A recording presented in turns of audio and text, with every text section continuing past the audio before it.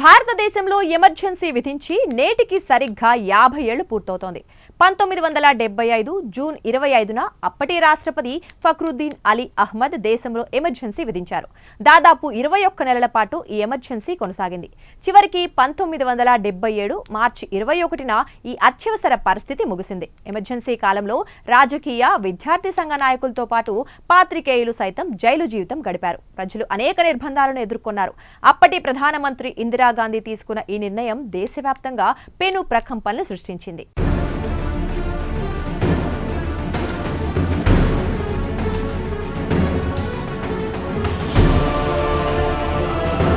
June 25 ఇది కొందరి పాలిట ఒక పీడకల, మరికొందరు భయభ్రాంతులకు గురైన రోజు. 21 నెలల పాటు నాటి ప్రధాని ఇందిరాగాంధీ విధించిన ఈ అత్యయిక స్థితి దేశ చరిత్రలో ఒక చీకటి అధ్యాయంగా మిగిలిపోయింది. రాజ్యాంగంలోని ఆర్టికల్ 352 కింద రాష్ట్రపతి ఫక్రుద్దీన్ అలీ అహ్మద్ జారీ చేసిన ఎమర్జెన్సీ 1975 జూన్ 25 నుంచి అమల్లోకి వచ్చి 1977 మార్చి 21న ముగిసింది. ఈ ఉత్తర్వులతో ప్రధానికి డిక్రీ ద్వారా పాలించే అధికారం వచ్చింది. ఎన్నికలు రద్దు చేయడానికి, పౌర స్వేచ్ఛ నిలిపివేయడానికి వీలు కల్పించింది. ఈ పరిస్థితుల్లో ఎక్కువ భాగం ఇందిరాగాంధీ రాజకీయ ప్రత్యర్థులలో ఎక్కువ మందిని జైల్లో పెట్టారు. పత్రికల్లో వచ్చే ప్రతి వార్త ఆనాడు సెన్సార్ అయ్యిందంటే పరిస్థితి ఏంటో అర్థం చేసుకోవచ్చు.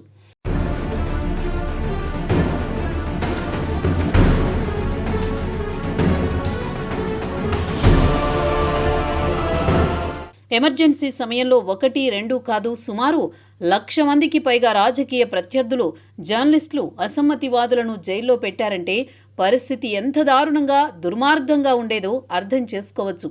దేశానికి అంతర్గతంగానూ బయట నుంచి ముప్పు ఉందన్న ప్రతిపాదనను ఇందిర ప్రతిపాదించగా నాటి రాష్ట్రపతి అంగీకరించారు. 1975 జూలై నుంచి ఆగస్టు వరకు కేబినెట్, పార్లమెంట్ రెండూ ఆమోదించాయి. భారతదేశానికి ఎమర్జెన్సీ సరైనదిగా సమర్థించుకుంది నాటి ఇందిర ప్రభుత్వం. 1967, 1971 మధ్య కాలంలో ఇందిరా ప్రభుత్వం కాంగ్రెస్ పార్టీలను పూర్తి నియంత్రణలోకి తీసుకున్నారు.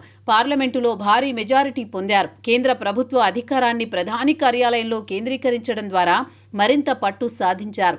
ఆమె ఎన్నికైన కేబినెట్ సభ్యులను ముప్పుగా భావించి అవిశ్వాసం పెట్టించారు. బ్యూరోక్రసీ ఆలోచనలు విస్తృతంగా ప్రోత్సహించారు.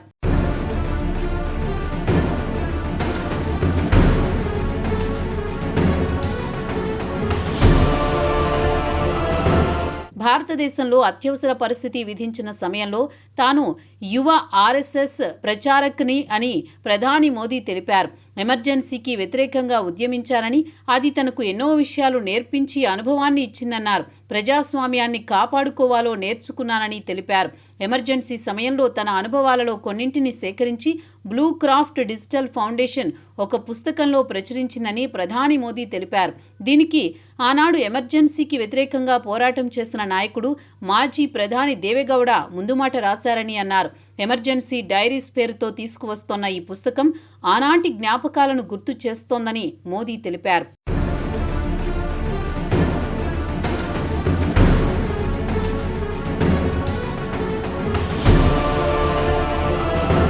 కొన్ని ప్రధాన సంఘటనలు ఎమర్జెన్సీ నిర్ణయానికి కారణమయ్యాయి. 1973లో గుజరాత్లో హాస్టల్ ఫీజుల పెంపునకు వ్యతిరేకంగా విద్యార్థులు ప్రారంభించిన నిరసనలు రాష్ట్ర వ్యాప్తంగా ఉధృత రూపం దాల్చాయి. అప్పటి సీఎం చిమన్ భాయ్ పటేల్పై తీవ్ర వ్యతిరేకత వ్యక్తమైంది. ఆయన్ను చిమన్ చోర్ అంటే చిమన్ దొంగ అంటూ ప్రజలు నినాదాలు చేశారు. పరిస్థితి అదుపు తప్పడంతో 1974 ఫిబ్రవరిలో ఇందిరాగాంధీ ప్రభుత్వం చిమన్ భాయ్ పటేల్ ప్రభుత్వాన్ని రద్దు చేసి రాష్ట్రపతి పాలన విధించింది. ఈ ఘటన కేంద్ర ప్రభుత్వంపై వ్యతిరేకతకు బీజం వేసింది. గుజరాత్ పరిణామాల స్ఫూర్తితో బీహార్లోనూ అప్పటి సీఎం అబ్దుల్ గఫూర్కు వ్యతిరేకంగా నినాదాలు, విద్యార్థులు ఉద్యమించారు. గాంధేయవాది ప్రముఖ నాయకుడు జయప్రకాష్ నారాయణ్ ఈ ఉద్యమంలో పాల్గొనడంతో దీనికి మరింత బలం చేకూరింది. ప్రస్తుతం బీహార్లో కీలక నేతలు లాలూ ప్రసాద్ యాదవ్, నితీష్ కుమార్ వంటి వారు కూడా ఈ ఉద్యమం నుంచే వెలుగులోకి వచ్చారు. జేపీ సంపూర్ణ విప్లవానికి పిలుపునిస్తూ ప్రధాని పీఠం నుంచి ఇందిరాగాంధీ దిగిపోవాలని డిమాండ్ చేశారు. ఇది దేశవ్యాప్తంగా ఇందిర ప్రభుత్వానికి వ్యతిరేకంగా బలమైన గళం వినిపించడానికి దోహదపడింది. 1974లో కార్మిక సంఘ నాయకుడు జార్జ్ ఫెర్నాండేజ్ ఆధ్వర్యంలో జరిగిన రైల్వే సమ్మె దేశ రవాణా వ్యవస్థను స్తంభింపజేసింది. దేశ ఆర్థిక వ్యవస్థపై ఇది తీవ్ర ప్రభావం చూపింది. ఆ సమయంలో రైల్వే మంత్రి బీహార్ ఎంపీ ఎలెన్ మిశ్రా ఒక బాంబు దాడిలో మరణించడం ఉద్రిక్తతలను మరింత పెంచింది. ఈ సమ్మె మిశ్రా హత్య ప్రభుత్వానికి తీవ్ర సవాలుగా మారాయి. 1971 ఎన్నికల్లో ఇందిర మోసానికి పాల్పడ్డారని ఆరోపిస్తూ సోషలిస్టు నాయకుడు రాజ్ నారాయణ్ అలహాబాద్ హైకోర్టులో పిటిషన్ దాఖలు చేశారు. ఈ కేసు విచారణ దేశ రాజకీయాల్లో తీవ్ర ఉత్కంఠ రేపింది. 1975 జూన్ 12న జస్టిస్ జగన్మోహన్ లాల్ సిన్హా ఇందిరాగాంధీని దోషిగా తేల్చుతూ ఆమె ఎన్నిక చెల్లదని తీర్పునిచ్చారు. అదే రోజు గుజరాత్ అసెంబ్లీ ఎన్నికల్లో కాంగ్రెస్ ఓటమి పాలై 5 ప్రతిపక్ష పార్టీల కూటమి విజయం సాధించాయి. జూన్ 24న సుప్రీంకోర్టు ఈ తీర్పుపై షరతులతో కూడిన స్టే ఇచ్చింది. ఇందిరాగాంధీ ప్రధానిగా కొనసాగవచ్చని, అయితే పార్లమెంట్లో ఓటు వేసే హక్కు ఉండదని స్పష్టం చేసింది. కోర్టు తీర్పు ప్రతిపక్షాల నుంచి పెరుగుతున్న ఒత్తిడి నేపథ్యంలో 1975 జూన్ 25న ఢిల్లీలోని రామ్లీలా మైదానంలో జయప్రకాష్ నారాయణ్, మొరార్జీ దేశాయ్ తదితర ప్రతిపక్ష నాయకులు భారీ బహిరంగ సభ నిర్వహించారు.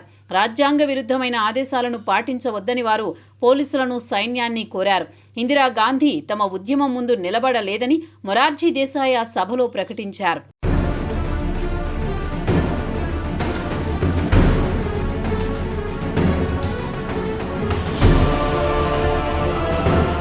రాష్ట్రపతి సంతకంతో దేశంలో ఎమర్జెన్సీ అధికారికంగా అమల్లోకి వచ్చింది.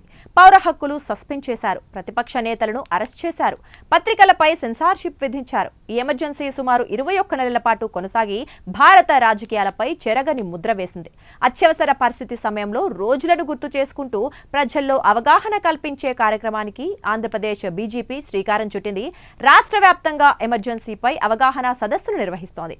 ఆనాటి చేదు ఘటనలను నేటి తరానికి తెలియచేయడానికి ఈ సదస్సును నిర్వహిస్తున్నామని బీజేపీ చెబుతోంది.